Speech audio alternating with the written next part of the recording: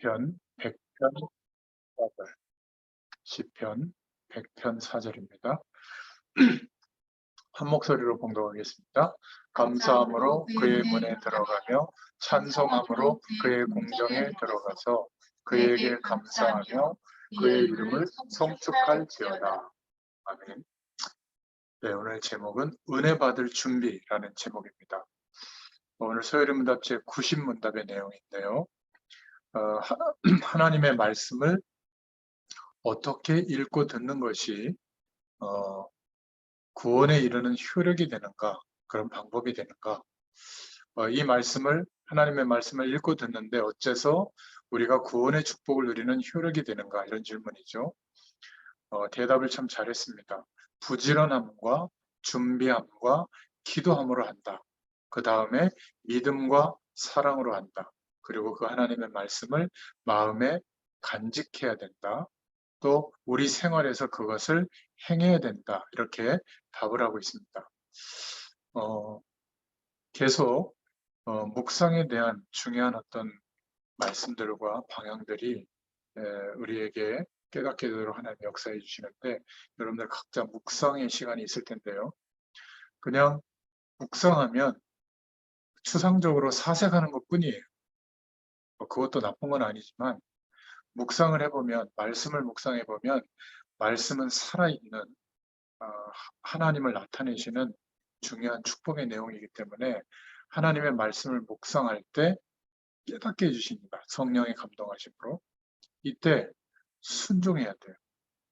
우리의 순종과 실천과 결단이 따르지 않으면 하나님의 능력이 우리에게 생기지 않아요. 그냥 알고 있는 것뿐이에요. 알고 있는데 다른 사람의 시선이나 내게 벌어지는 하루 동안의 많은 일들이 그냥 괜찮아가 아니라 거기에 막 묶이고 막 마음이 거기에 막 쪼그라들고 어떨 때는 막 불안하고 두렵고 어떤 때는 자존심 상하고 막 상처가 되고 그렇습니다. 그런데 대부분의 성도들은, 대부분의 신앙인들은 오늘 하루를 행복하고 성공되도록 문제와 있는 것들을 해결받기 위해서 신앙 행위를 하거든요. 그러니까 좀 미안한 얘기지만 종교적인 은혜 정도만 알고 있는 겁니다. 모든 종교가 그렇게 하거든요. 예수 그리스도 안에 있는 우리는 너무나 정확하게 예수님이 제자들에게 알려주셨잖아요. 너희는 이렇게 기도해라. 주기도문의 내용 중에도 있는데 일용할 양식을 달라고 기도해라. 그 말은 우리의 하루를 하나님이 책임지신다는 약속을 믿고 오늘 하루를 바라보라는 거죠. 그래서 우리는 하루를 행복하기 위해서 기도하는 게 아니라 오늘 하루를 통하여 하나님이 우리에게 허락하신 축복이 있어요. 그리스도로 말미암아 영전하는 세계, 하늘 보좌의 축복, 성삼위 하나님의 능력, 임마누엘, 성령 충만, 다 같은 것을 말하고 있는데 시간과 공간 밖에 있는 내용들이, 그러니까 인간은 지금 우리가 보고 있는 이런 조건이 충족이 돼야만 만족이 오는 존재가 아닙니다. 대부분 그렇게 생각하고 살아왔잖아요. 최선을 다해서. 그러니까 성실하고 최선을 다할수록 허무함이 온다. 그 작가들이 좀 예민한 사람들이죠. 글을 쓰는 사람들이.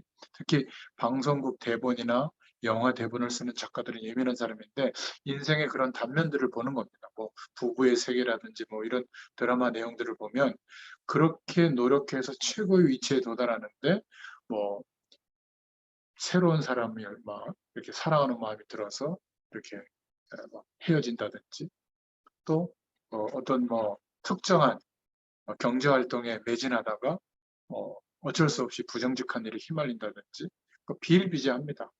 또 정말 이렇게 행복한 삶을 누리고 있는데 뭐 강도가 침입해가지고 가정을 쑥대밭으로 만든다든지, 그죠?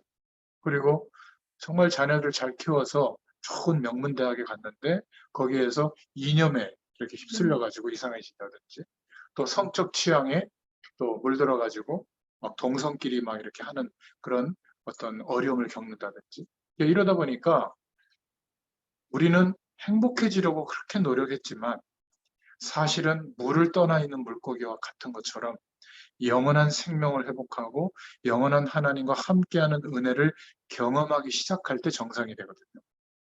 그렇지 않으면 무서운 존재가 인간입니다. 그러니까 본능대로 살거든요. 특히 이성보다는 감정에 치우쳐가지고, 그러니까 사단이 그것을 딱 휘어잡는 순간 막 상처받은 그것 때문에 사람을 죽이기도 하고요. 또 그렇게 하지 말아야 되는데 막 가장 사랑하는 가족들에게도 막 안 좋게 하고 말이죠. 그러니까 막 사람을 죽이는 것은 이거는 영적인 일이잖아요. 그런 것을 너무나 쉽게 하고, 또 어떤 권력에 이렇게 취해버리면 그 권력의 힘을 유지하기 위해서 뻔히 거짓말이고 아닌데 뭐를 만들어 가지고 상대방을 죽이는 일을 하거든요. 그러니까 그게 너무 쉬워요. 자기도 모르게 그 틀에 들어가 버리면. 지금의 이제 복음으로 이렇게 우리가 빠져나와서 세상도 보고 우리가 걸어왔던 인생을 이렇게 돌이켜 보면 참 별거 아닌데 막 목숨 걸고 그렇게 막 뭐라 그럴까요? 막 힘들어하고 막 서로를 공격하고 그런 게 얼마나 많아요.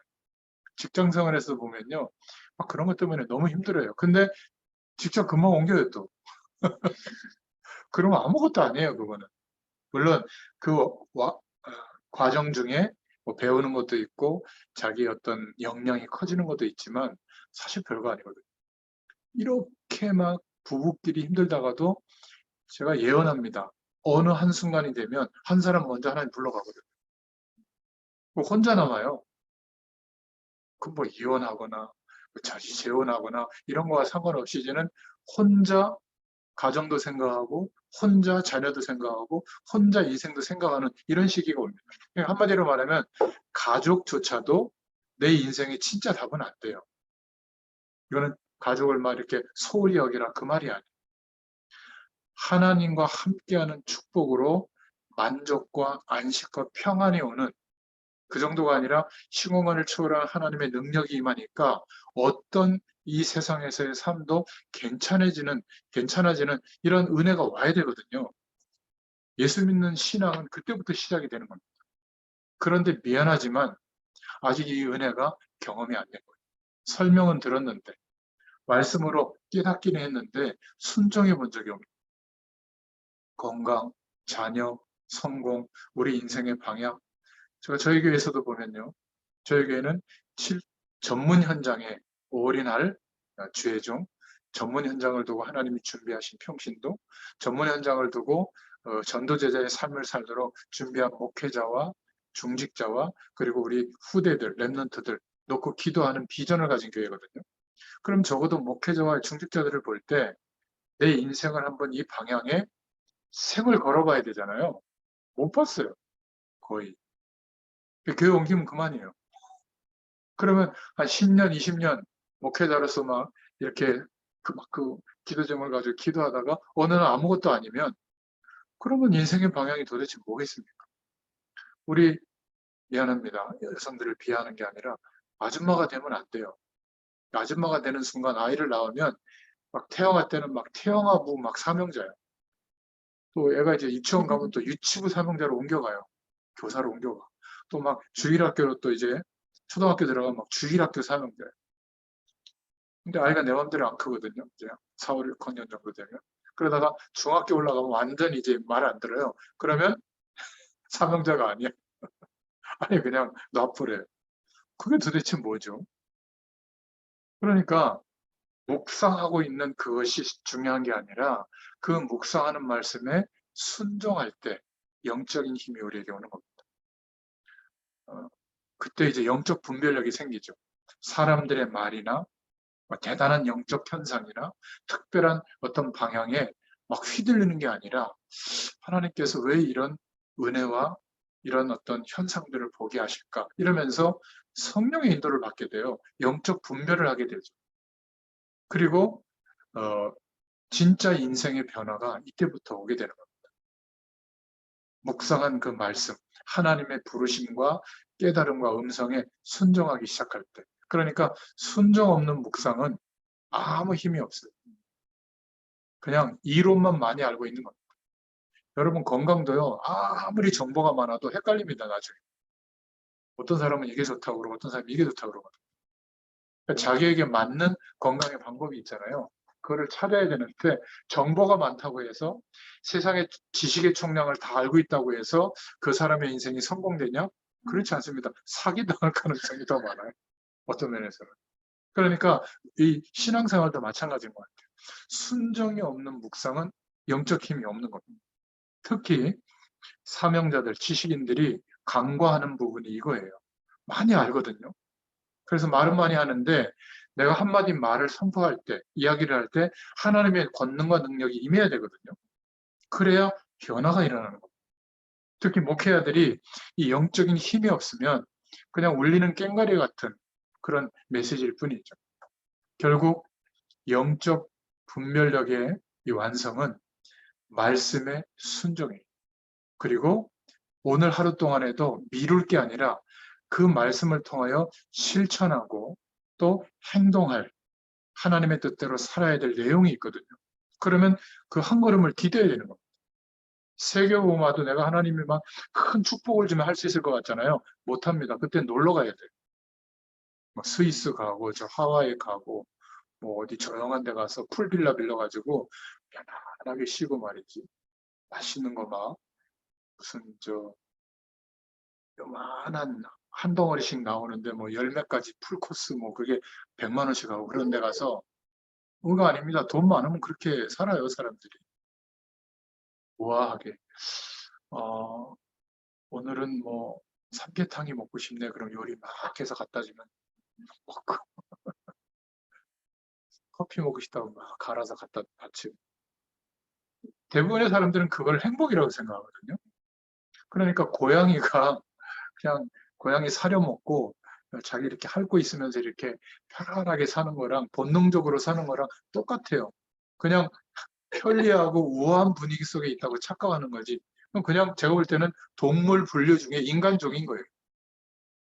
영적인 축복과 영원한 하나님의 은혜 속에서 내가 무엇 때문에 살아야 되는지 방향이 없다면 오늘 하루는 우울한 겁니다. 아무리 부자라도 허무해. 그러니까 어떻게 하죠? 권력력에 또 사로잡히잖아요. 이 돈 가지고 이제 안 채워지니까. 말씀에 대한 순종. 이것은 너무 중요한 건데 제가 이렇게 며칠 묵상해 보면서 이게 너무 간과돼 있구나. 그럼 말씀의 순종을 막 쉽게 할 수 있습니까? 결국 하나님께서 성령의 충만함으로 우리에게 은혜를 부어주셔야 순종도 돼요. 이 순종은 정말 어려운 거거든요. 목회자가 제일 중요한 게 뭐죠? 목회예요. 이 목회보다 더 중요한 게 뭐죠? 하나님의 뜻대로 사는 거잖아요. 목회자도. 하나님의 뜻이 뭐죠? 전도와 선교를 두고 하나님의 영광을 드러내는 오늘을 선택해야 되는데 안 그런다니까. 목회를 위한 선택을 해요. 그게 천주교 사상이거든요. 복음과 하나님의 뜻보다 만들어 놓은 틀과 제도를 더 강력하게 만들고 거기에 많은 사람들의 배경을 모으도록 하는 거. 이게 교권이에요.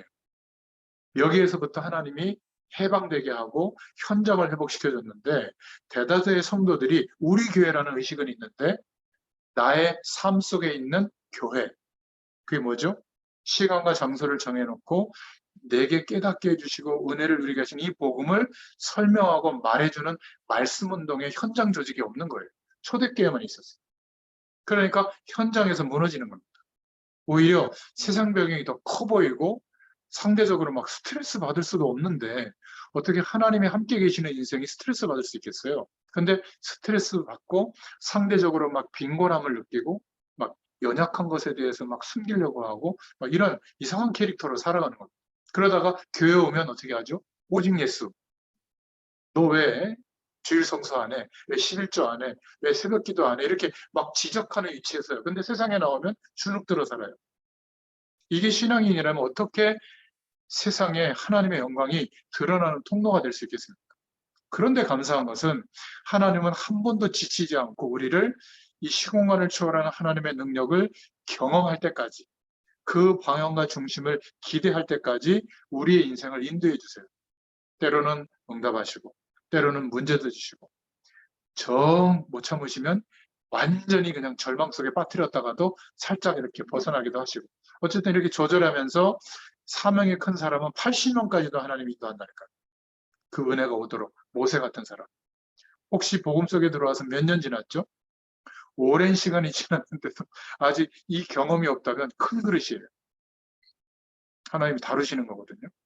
한 사람도 포기하지 않습니다. 하나님. 그것을 우리가 느낄 때는 고통으로 느끼지만 가장 고통의 순간이 영적으로 보면 기회예요. 안 통하니까 우리의 힘으로. 그 어떤 세상의 배경과 노력으로도 안 통하는 상태가 되면 드디어 하나님 자녀는 하나님 바라보거든요.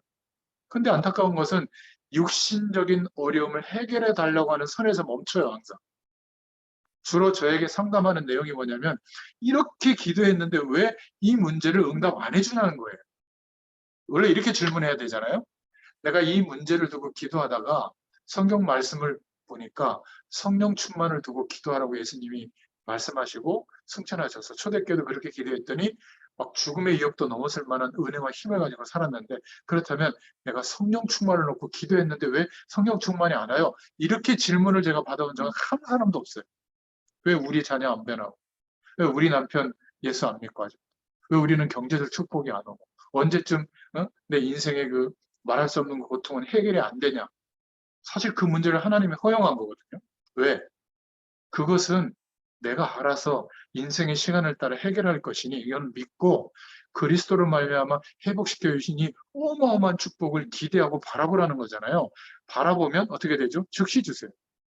근데 즉시 준다고 해서 했는데 왜 안 주세요 하는 분이 딱 한 번 있었어요. 그래서 제가 알려줬죠. 죄 때문에. 죄에 대한 인식이 없이 너무나 쉽게 죄를 허용하고 있기 때문에 내 영적 상태가 죄와 함께 있는 이상 아무리 구해도 성령의 충만이 나타날 수가 없어요. 했더니 이 죄된 상태를 인정하고 구한 거예요. 즉시 응답이 왔죠. 얼마나 감사하겠습니까? 하나님의 그 은혜를 평생 경험 못하다가 경험하니까 얼마나 감사하겠어요. 그러니까 막 편지를 쓰고 말이죠. 너무 감사하다고. 그러니까 나한테 감사할 게 아니라 하나님의 그 시간이 된 것뿐이다. 그러니까 영적인 것을 알도록 하나님의 은혜를 주시고 있는 줄로 믿습니다. 이 시간이, 이 말씀 운동 시간이 똑같이 말씀 나누고 기도하고 마친다면 무슨 의미가 있겠습니까? 이 말씀 앞에 순종해 나갈 때 하나님의 역사를 보게 될 줄로 믿습니다. 자, 그러면 하나님의 말씀에 대한 성경 구절을 먼저 확인해 보면 잠언서 8장 34절에 보면 누구든지 내게 들으며 날마다 내 문 곁에서 기다리며 문설주 옆에서 기다리는 자는 복이 있나니. 이 말이 무슨 말인가 하면 하나님의 말씀을 사모하는 마음으로 기다리는 자는 복이 있나니. 이 말씀은 곧 하나님이잖아요. 우리와 함께 하시는 성령의 충만함을 기다리는 사람. 그래서 감정적으로 느낌으로 하나님을 체험하는 게 아니라 지난 시간에 말씀으로 하나님의 구원의 축복을 체험한다고 했잖아요. 그래서 말씀을 기다리는 겁니다. 시편 119편 11절에도 보면 내가 주께 범죄하지 아니하려 하여 주의 말씀을 내 마음에 두었나이다. 하나님 없는 인생관, 하나님 없는 세계관, 세상 가운데 내 마음을 뺏기는 것이 범죄잖아요. 범죄 가운데 죽지 않기 위하여 말씀을 마음에 두었나이다. 시편 119편 18절에는 내 눈을 열어서 주의 율법에서 놀라운 것을 보게 하소서. 이게 살 길이잖아요. 데살로니가 후서 2장 9절부터 10절에 보면 악한 자의 나타남은 사탄의 활동을 따라 모든 능력과 표적과 거짓 기적과 불의의 모든 속임으로 멸망하는 자들에게 있으니 이는 그들이 진리의 사랑을 받지 아니하여 구원함을 받지 못함이라. 사단의 역사는 능력, 표적, 대단한 영적 체험 이런 것들을 통해서 결국은 복음을 모르도록 시공간을 초월하시는 진짜 하나님의 능력과 축복을 다 허락하셨는데도 이것은 기대하지 못하고 늘 육신적인 시공간 안에 내용만 기대하고 살도록 결국 종교의 영역으로 전락하는 거죠. 그러니까 아주 생명 걸고 종교 활동하는 종교보다 못한 종교가 되는 거예요. 기독교가. 만약 그렇다면 복음의 능력이 없다면. 그래서 말씀 붙잡아라 그 말입니다. 히브리서 4장 2절에도 보면 말씀을 들어도 깨닫지 못하는 것은 믿지 않아서 그렇다. 그들과 같이 우리도 복음 전함을 받은 자이나 들은 바 그 말씀이 그들에게 유익하지 못한 것은 듣는 자가 믿음과 결부시키지 아니함이라. 저 서론에 말씀드린 순종하지 않는 겁니다. 왜? 내게 이익이 별로 안 되거든요. 내 어떤 세상에서의 삶을 포기해야 될 때가 많거든요. 참 그게 쉽지 않아요. 말씀에 순종한다는. 그런데 정말 내 인생을 들여보면 놀라운 하나님의 축복이 그 속에 경험이 됩니다. 이것은 순종해 본 사람은 알아요.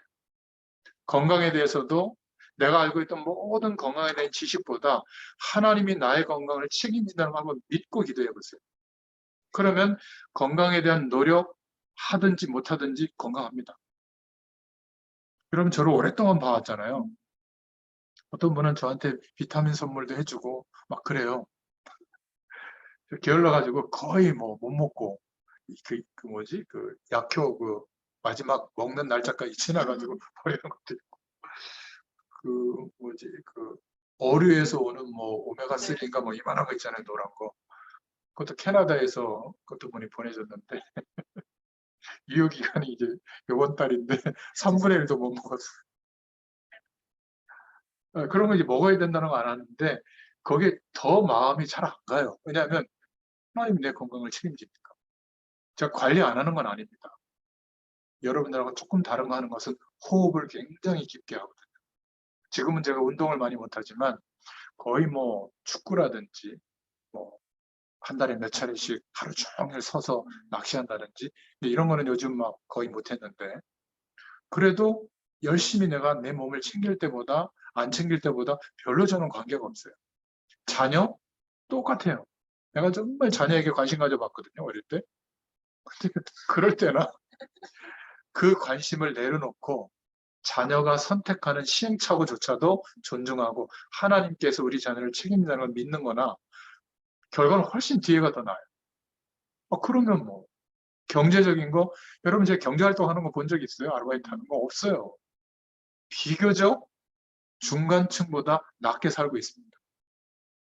제가 지금 살아가는 모든 이 사역, 뭐 움직이는 거, 왜 이렇게 기름값이 막 높아졌는지 이틀에 한 번씩 넣어야 돼. 예전에는 뭐 한 3일에 한 번씩 넣어야 돼. 그러니까 기름값만 한 100만 원 정도 들어요. 한 달에. 워낙 제가 많이 움직이니까. 그럼 이게 정말 하나님이 허락해 주셔야 되잖아요. 저는 돈 만 원도 하나님이 허락해 주셔야 되거든요. 그 좀 이상한 기도인데 돈 주세요 기도할 때도 있어요. 근데 신기한 거는 하나님이 주시면 저는 응답이잖아요. 안 주시면 하나님 뜻이 아닌 거라 생각하고 안 해요. 그렇잖아요. 그죠? 제가 해외에 어떤 하나님의 계획을 따라 가야 될 상황이 되면 정말 기도합니다. 돈 달라고. 안 주시면 저는 못 가요. 그렇다고 우리 집사람이 예전에 그랬어요. 제 자존심을 긁어놓은 게 김동훈 목사님 좀 봐라. 하나님을 믿으니까 그 목사님 포켓도 이 주머니에는 돈을 항상 준다는데 똑같은 하나님 믿고 있고 똑같은 목사인데 왜 당신은 맨날 이 쥐꼬리만한 이 사례비에서 또 돈을 타가냐. 얼마나 자존심 상합니까? 좋다. 믿음도 별로 없을 텐데 내가 오늘부터 하나님께 기도하고 인도받아 보겠다.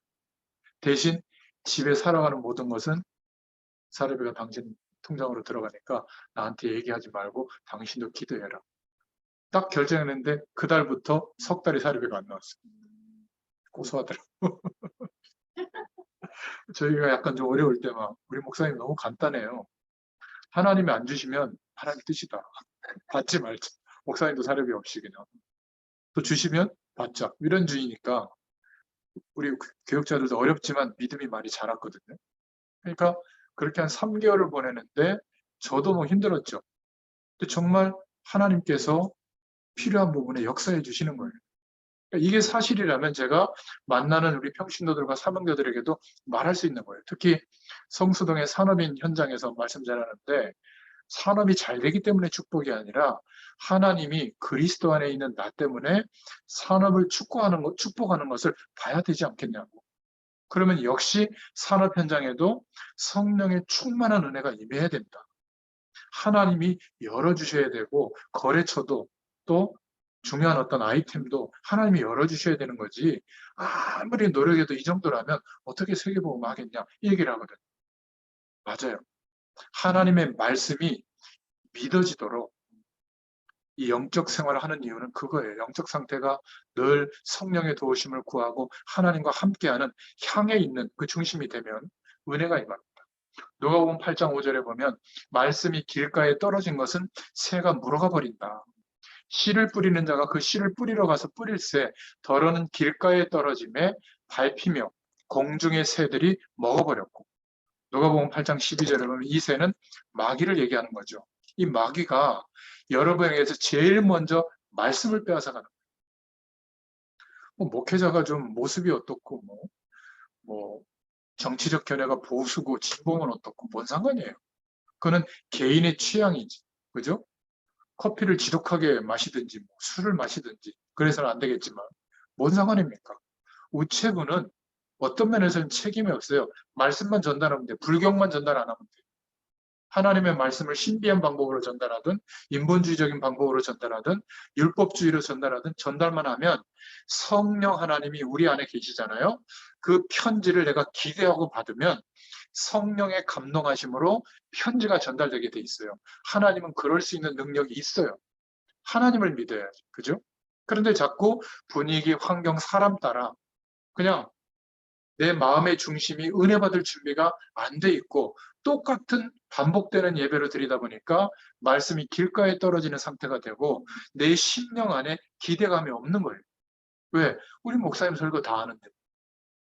그렇지 않습니까? 영적으로 병든 겁니다. 좀 위기가 와 있는 거죠.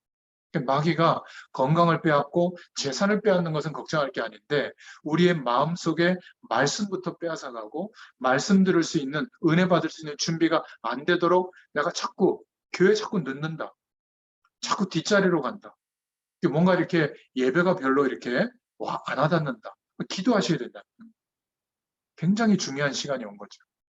마태복음 4장에도 보면 마귀가 예수님이 공생의 사역을 시작하기 전에 찾아가서 시험하는데 예수님은 어떻게 했죠? 싸워서 이겼습니까? 말씀으로 다 물리쳤어요.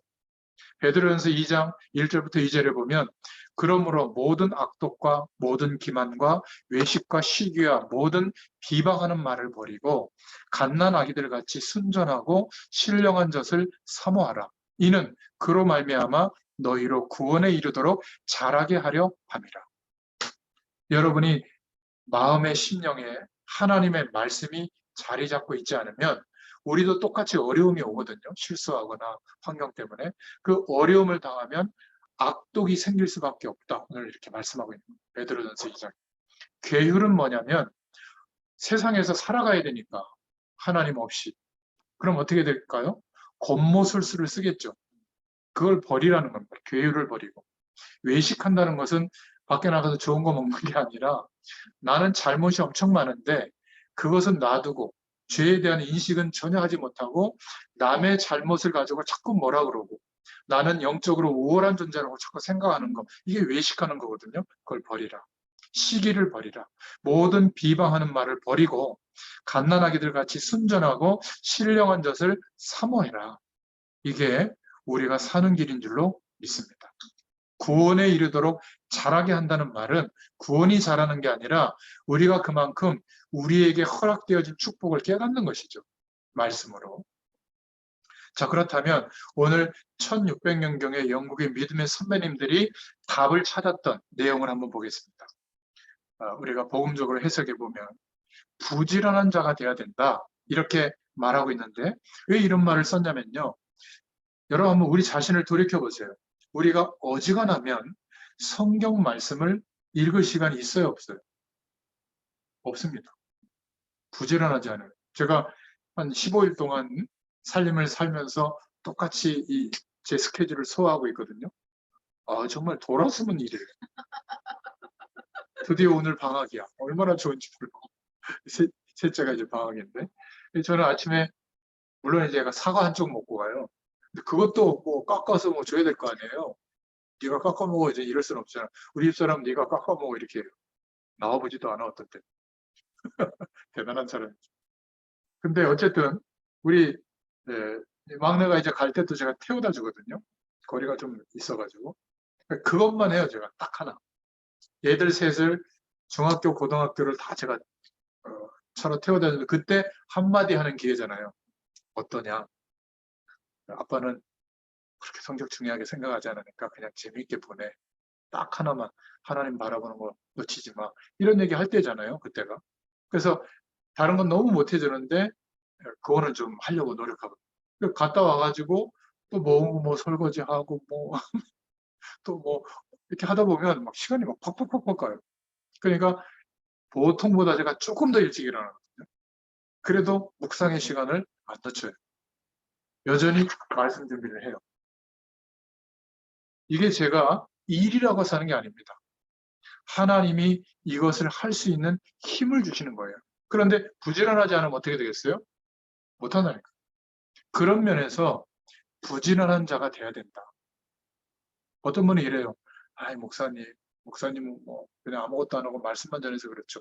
안 그래요.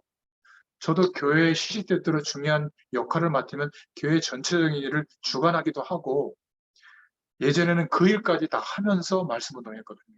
지금은 우리 교육자들이 많이 세워져 있기 때문에 제가 빠져나와도 현장에 올인해도 되도록 또 목사님이 배려해줘서 그렇게 하고 있는데요. 부지런해야 된다. 그런 의미에서. 이건 열심히 최선을 다해서 성공하기 위해서 노력해야 된다. 그 말하고는 결이 좀 달라요. 주일날 예배 시간 전에 오려면 얼마나 부지런해야 돼요? 그죠? 그리고 준비해야 된다. 이 준비함이라는 것은 왜 이분들이 이 말을 썼냐면 이런 의미입니다. 여러분들이 예배당에 오기 전에 혹시 요즘에는 주보나 이런 것들이 미리 공개되잖아요. 이번 주 말씀, 성경, 찬송 이런 것들을 미리 찾아보고 온 적이 있나요? 기적이 일어날 겁니다. 저는 미리 찾아보거든요. 그리고 한 주일 전에 말씀 주신 것을 하나님이 어떻게 내 삶 속에서 인도해 오셨는가를 쭉 생각해 보고 그리고 이번 주에 성경 말씀을 보면서 제목을 보면서 기대하는 마음으로 온 적이 있나요? 하나님 역사입니다. 우리 후대들이 하나님의 말씀을 좀 기대하고 하나님의 말씀을 읽어보고 예배당에 좀 일찍 와서 또 기대하는 마음으로 예배 시간에 참여해서 말씀을 듣고 이러면요. 제가 약속합니다. 반드시 하나님의 역사가 일어나요. 너무 감사한 것은 우리 둘째가 이게 지금 되고 있거든요. 반주하면서. 그러니까 그런 얘기를 어젠가 하더라고 아빠. 아빠 말이 맞았어. 교회는 가도 되고 안 가도 된다는 마음가짐 가졌을 때는 삶의 모든 시작이 세상 속에서 시작됐는데 이제는 예배당은 무조건 가야 된다는 딱 결정을 하고 그렇게 하루를 한 주일을 시작하니까 더군다나 반주를 하게 되니까 안 갈 수가 없잖아. 그런데 갔더니 예배의 중심, 뭔가 은혜의 중심이 회복되면서 삶의 많은 것들이 이렇게 표현을 안 했어요. 제가 이제 재해석을 한 거지. 정돈이 되더라는 거예요. 전에는 복잡했는데 참 감사하더라고요. 그리고 미리 그 찬송가 이런 거 보내주는 거를 토요일 날 이렇게 반주하면서 그냥 반주만 연습하겠어요? 말씀도 생각하겠죠? 제가 아침마다 보내주는 거 우리 아이들한테 다 보내주거든요. 응답이 없어요. 근데 가끔 그래요. 보고 있어. 얼마나 감사합니까? 그러니까 우리 후대들이 하나님의 말씀을 특히 주일날 말씀을 기대한다. 여러분들이 지금 이 시간에 그냥 참여하는 게 아니라 하나님의 말씀을 기대한다. 지난 시간에 이 시간에 전달한 그 말씀을 생각해보고 오늘 말씀을 제가 미리 올려주잖아요. 교재도. 그걸 보고 한번 읽어본다. 그러니까 은혜 받을 준비를 하고 있다면 분명히 하나님의 역사입니다. 근데 거의 그냥 임해요. 어떤 때는 막 줌으로 할 때 보면 제 시간에 들어오지도 못해. 한참 뒤에 와가지고 서론이 제일 중요하거든요. 제 메시지는 서론에 이번 주에 이 메시지를 준비해 놓고 이 말씀을 통해서 하나님이 뭘 전달하기를 원하시죠? 그 내용을 서론에 이제 붙잡아서 나중에 이렇게 적어서 전달한단 말이죠. 그러니까 준비한다는 것은 하나님의 말씀과 은혜를 미리 준비한다. 미리 기대한다. 이러면요. 이런 상황이 올 겁니다. 너무 은혜된다. 그래서 요즘은 거의 유튜브로 주일 말씀이 올라오잖아요. 그럼 분명히 주중에 또 들어보게 돼요. 들어보면 또 은혜 되거든요. 저 같은 경우는 또 묵상해 보면 또 답이 되고 자꾸 제 자신을 인도해 주시니까 이 말씀을 한번 들어볼래? 라고 내 삶 속에 가장 친한 사람에게 자연스럽게 보내요. 그렇게 되지 않겠습니까? 그게 전도예요. 뭐 특별한 거 없습니다. 근데 항상 말씀을 개념으로만 사색하면 많이 아는데 능력이 하나도 없다. 요만한 문제가 와도 막 불안하고 막 떨리고 두렵고 이렇게 됩니다. 여러분들은 지금 거의 이런 게 없을 거예요. 왜 공감을 안 해주시죠? 거의 두려움이 없잖아요. 이제 하나님이 함께하는 은혜를 알고 있으니까. 아멘을 크게 좀 해주세요. 아니 금방 돌아옵니다, 목사님. 그거만 해도 얼마나 감사합니까? 근데 저는 금방 돌아오는 정도가 아니라 딱 그런 어려움이 오면 두려운 게 아니라 하나님 어려움을 왜 주셨지? 이렇게 생각이 돼요. 이 어려움을 통해서 이건 해결될 거고 해결 안 되더라도 그렇게 큰 문제가 아니라는 걸 알고 있기 때문에 그럼 이 문제를 통해서 하나님이 뭘 우리에게 알리시지? 이게 굉장히 예민해지거든요. 어떤 때는 시간이 좀 걸리기도 하지만 그게 이제 확인이 되면 이래서 그래.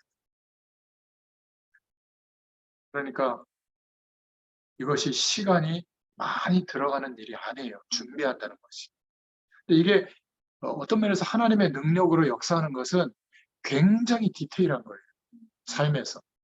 종이 한 장 차이인데 그것이 우리의 신앙생활 속에서 삶 속에서 되느냐 안 되느냐에 따라서 굉장히 출발이 안 되고 막 굉장히 좀 하나님의 역사 속으로 들어가고 이 차이가 오게 되는 것 같아요. 이런 이야기를 같이 가족끼리 포럼할 수 있다면 너무 좋은 거죠. 그리고 말씀을 듣고 기도한다면 반드시 승리하게 될 줄로 믿습니다. 후대들이 말씀만 놓치지 않는다면 결국 승리해요. 우리보다 훨씬 나은 인생으로 전도자로 하나님께 쓰임받게 될 줄로 믿습니다. 메시지를 그냥 듣지 말고 마음에 담도록 하나님께 기도하시길 바랍니다. 왜냐하면 말씀이 생명의 근원이 되기 때문에 그리고 이 말씀을 삶에 적용할 수 있기를 바랍니다. 실천할 수 있는 것을 한 가지라도 붙잡아 보세요. 그래서 세 번째로 하나님의 말씀과 축복이 내 것으로 되는 가장 중요한 것은 실천하는 겁니다. 다른 말로 이야기하면 순종하는 거거든요. 우리는 말씀을 들을 때 다 적죠. 근데 제가 어릴 때 보면 교회에서 거의 주로 목사님이 설교할 때 눈을 지그시 감고 있습니다. 앞자리에 앉아 계신 장로님들부터. 그러면 장로님들이 눈을 지그시 감고 있으니까 성도들도 저렇게 해야 되나 보다 하고 또 따라서 지그시 감고 있어요. 어떤 장로님은 고개가 뒤로 넘어가서 눈 감고 있으면 졸리죠. 그러니까 말씀을 적는다는 것은 굉장히 중요한 것 같아요. 그리고 적고 끝나는 게 아니라 꼭 봐야죠. 저는 말씀을 일주일 동안 이렇게 전하고 나서 스크랩 해놓을 때 또 봅니다. 이런 말씀과 은혜를 주셨구나. 그리고 그 다음 말씀을 준비할 때 이어서 굉장히 또 인도받거든요. 저게 이 메시지가 굉장히 쌓여 있어요. 그러니까 제가 말씀을 전하는 것도 축복이지만 전하려고 하다 보니까 말씀 속에 파묻혀서 30년을 살아온 거예요. 이게 은혜더라고요. 저의 가장 강력한 힘, 말씀의 힘이 있는 거예요. 이제는. 참 너무 그러니까 막 튀어나와요. 말씀이. 그래서 저는 말씀 심부름할 때 성취될 하나님의 말씀을 주시옵소서. 여러분도 똑같이 성취될 하나님의 말씀을 주시옵소서. 이렇게 기도하면서 말씀을 듣거나 보시기를 바랍니다. 나의 축복으로 만드는 방법. 하나님의 말씀이 나의 것으로 내게 응답으로 되는 방법. 내가 저 부분은 좀 이렇게 실천해 봐야 되겠다. 작은 실천.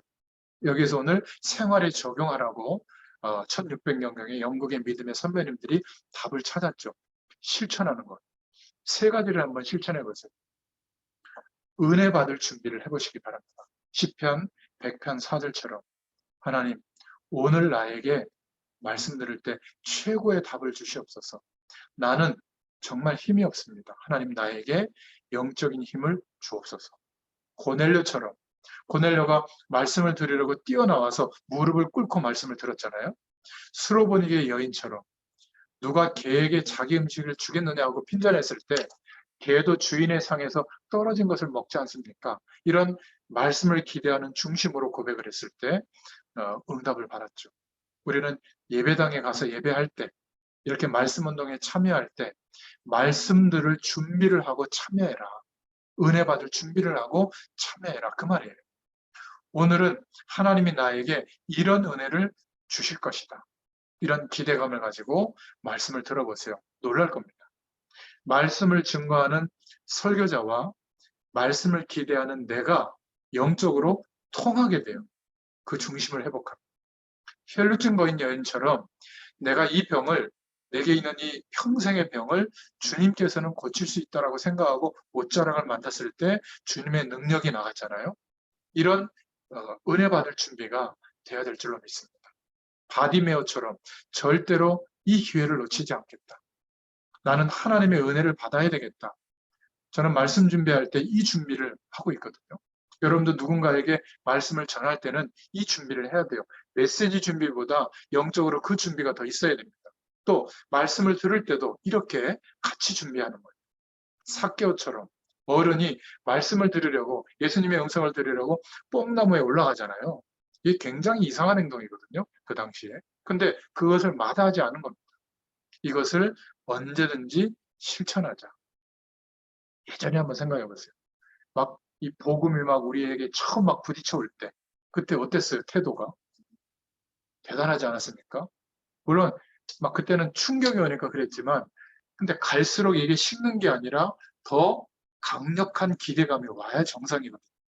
어느 순간부터 그 기대감이 사그러들고 있다면 부흥을 하나님께 달라고, 우리의 심령이 다시 새롭게 부흥을 경험하게 달라고 기도하세요. 하나님이 그 은혜를 주십니다. 저는 그게 주일 예배예요. 제가 30년 가까이 우리 목사님을 모시고 있기 때문에 우리 목사님의 약점, 안 좋은 점, 뭐 이렇게 좀 하여튼 말 못할 그런 것들, 또 장점 다 알아요. 거의 은혜 못 받습니다. 근데 저는 우리 목사님에 대해서 나름대로 판단하죠. 근데 말씀 받을 때는 그거 없어요. 하나님께서 오늘 이 말씀을 통해, 선포케 하신 이 말씀을 통해서 나에게 무엇을 원하시죠? 정말 제가 집중해서 질문하거든요. 그럼 하나님이 성령으로 깨닫게 해주세요. 저는 날마다 응답받습니다. 그게 말씀 포럼의 내용이에요. 절대로 사람의 힘 말고 하나님의 은혜를 구할 수 있기를 축원드립니다. 하나님 앞에서 중요한 말씀 하나는 우리 마음에 탁 붙잡고 담으시기를 축원드립니다. 믿음과 사랑한다, 이 말은 사모한다는 말이거든요. 절대로 사람의 영향을 받는 중심으로 서면 안 됩니다. 하나님 앞에서. 하나님은 우리를 아십니다. 다 아세요. 거기에 하나님이 주시는 말씀이라고 생각하고 담으시길 바랍니다. 조그만 것이라도 기도 제목으로 붙잡아지면 하나님이 반드시 역사합니다. 저는 경제적으로 형편이 여유 있게 자라지는 않았어요. 또 전도사 시절에 처음 교회 봉사할 때 열악했죠. 근데 제가 이렇게 기도했거든요. 하나님, 제가 이런 어려운 것 때문에 주의를 해서 받는 사례비나 도움 때문에 이걸 의지해서는 안 되지 않습니까? 하나님, 정말 내가 평생 남에게 도움을 받는 그런 입장의 마음을 갖지 않게 하시고 평생을 다른 사람들을 도울 수 있는 그런 응답의 사람이 되게 해주세요. 이렇게 기도하거든요. 우리 자녀들이 목회자는 자꾸 이렇게 누가 섬기고 도와주는 걸 자꾸 이렇게 기대하고 있으면 자녀들도 그렇게 생각이 돼요. 저희 애들은 그런 게 없어요. 오히려 도우려고 하더라고요. 주변에 어려운 사람들을. 저를 도와주려고 해요. 우리 엄마를 도와주려고 그러고, 자기 엄마를. 그게 사실은 바람직한 거거든요. 이 청소년기나 뭐 청년 때부터 교회 예산을 갖다가 자꾸 하나님의 일을 하려고 해요. 그거는 사실은 좋지 않은 생각이에요. 교회 예산은 항상 부족하니까 우리가 주의를 할 때는 하나님의 응답을 받아서 우리가 헌신하는 이 중심을 가져야 되거든요. 그러면 하나님이 또 새로운 경제의 문들을 열어주시는데 거의 다 이 중직자들을 그대로 본받아가지고 우리 교회 말고 복음이 좀 약한 교회는 자꾸 교회 예산을 가지고 뭘 다 하려고 그래요. 제가 볼 때는 좀 문제 있습니다. 오히려 밖에서 일어나는 경제가 훨씬 크거든요. 아무튼 절대로 하나님, 저는 배경이 없습니다. 특기도 없고 기능도 없습니다. 돈도 없습니다. 그래서 저는 처음에 이 복음에 충격이 왔을 때 하나님이 내 배경이 되어 주실 줄로 믿습니다 하고 지금까지 인도받고 있거든요. 그때 마음에 담은 그 내용, 정말 제가 복음 전하고 싶습니다. 이 전문 현장에 전문인들이 복음이 필요하다면 끝까지 복음 심부름하겠습니다. 여기에 제 인생을 드리겠습니다. 그랬더니 너로 인하여 복이 임하도록 하겠다 말씀이 담깁니다. 그리고 내 힘으로 안 된다는 것을 인정할 때마다 시공간을 초월하시는 하나님의 능력으로 역사하시는 거예요. 어느 날 코로나가 와가지고 시간과 공간을 내가 어떻게 초월해요?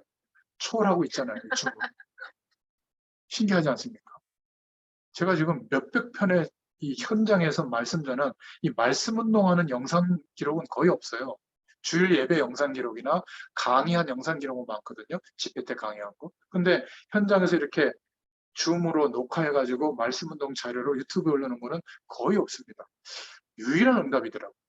앞으로 메타버스 시대가 되면 3차 산업혁명에서 했던 게 뭐냐면 모든 사회활동 우리가 느꼈던 것까지도 데이터화해서 파일로 저장하고 변화시키는 작업이 3차 산업혁명이거든요. 그거를 PC를 중심으로 한 거예요, 산업이.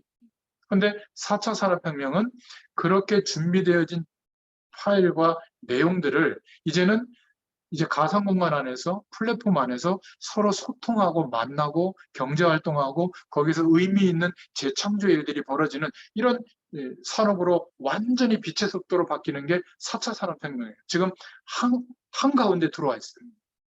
근데 안타까운 것은 목회자들이 내가 느낀 거, 하나님 주신 은혜 이런 거 기록을 하나도 안 남겨놨거든요. 저는 매일 남겨놓잖아요. 카톡에도 남기고 카카오 스토리에도 남기고 제 핸드폰에도 남기고 또 SD 카드에도 남기고 파일로 다 남겨놓거든요. 제가 사역한 거, 사역자용 교제용으로 30년 동안 계속 남겨놨죠. 이제는 말씀 전한 이 내용을 영상으로, 영상 파일로, 음성 파일로 남겨놓고 있죠. 이걸 일부러 막 생각해서 한 게 아니라 코로나가 되니까 4명이야 집합금지 명령이 내리니까 어떻게 해요? 그래서 시작했는데 이게 얼마나 중요한 일인지를 알게 된 거예요. 여러분도 도전해 보시길 바랍니다. 내가 경험하고 느낀 것을 기록으로 남겨서 파일로 남겨서 저장해 놓으세요. 작품으로 남긴다는 게 이거더라고요. 이게 합쳐지면 책이 되기도 하고 이 내용이 합쳐져서 아이디어들이 정돈되면 거기에 스토리텔링, 스토리가 나오면 그게 대본이 되고 그걸 이루는 스토리가 되고 창작 내용들이 나오게 되는 거죠. 그러니까 작가는 아주 고도의 문학적인 어떤 훈련을 받은 사람만 할 수 있는 게 아니라 우리의 생활 속의 삶의 경험이 이제는 설교 내용이 되고 소스가 되는 거예요. 그래서 작은 것을 실천하는 메시지를 붙잡으시라. 하나님은 계속 응답을 해주세요. 어떤 분이 제가 얘기를 들었는데 목사님이 자꾸 전도를 강조하는데 처음엔 부담됐다가 나중에 이렇게 생각되더래요. 나는 왜 전도하고 상관이 없이 살까? 그러니까 어느 날 예배 드리는데 그날따라 너무 은혜가 되더라고요.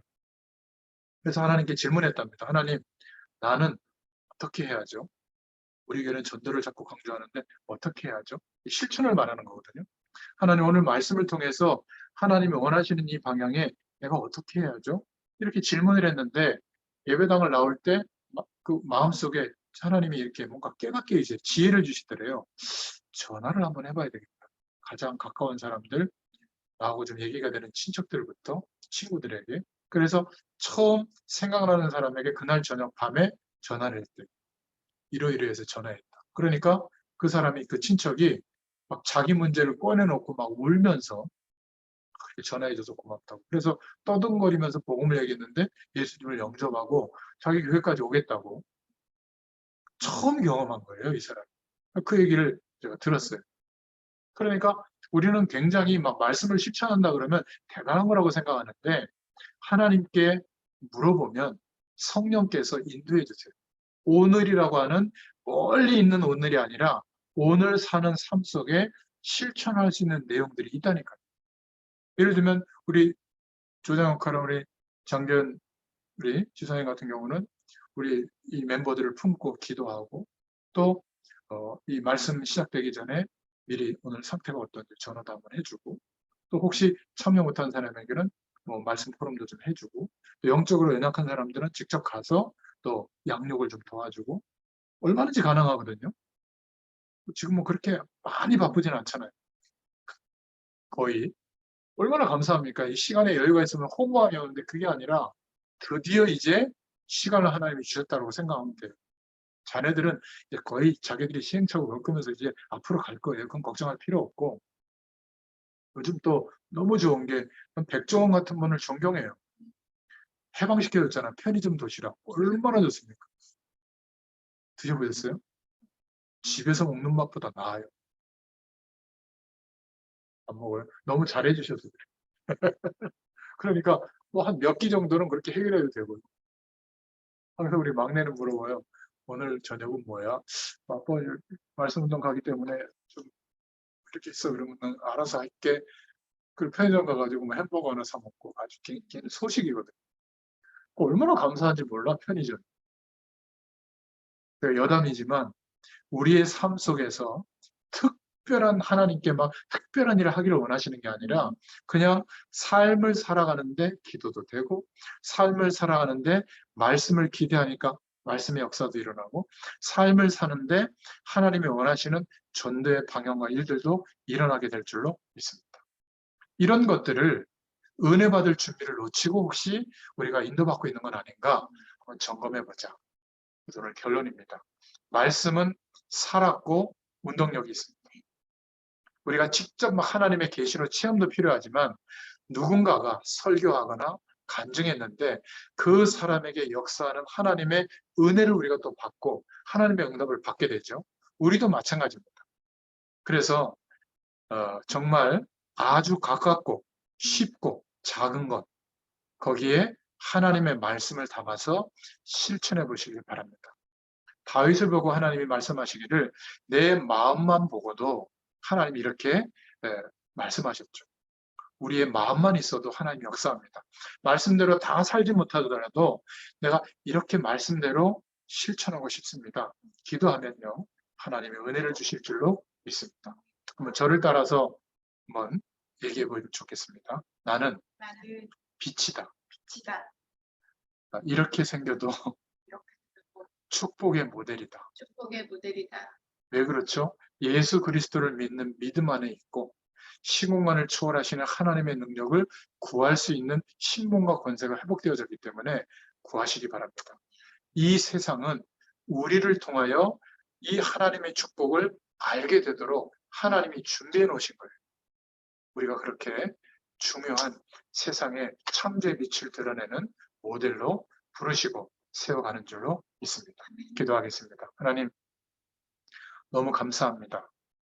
우리의 과거와 현재와 미래를 바라볼 때 그리스도의 의의가 아니고 하나님의 능력이 아니고는 단 하루도 안식이 없는 정말 허무한 인생을 살 수밖에 없었다는 것을 고백합니다.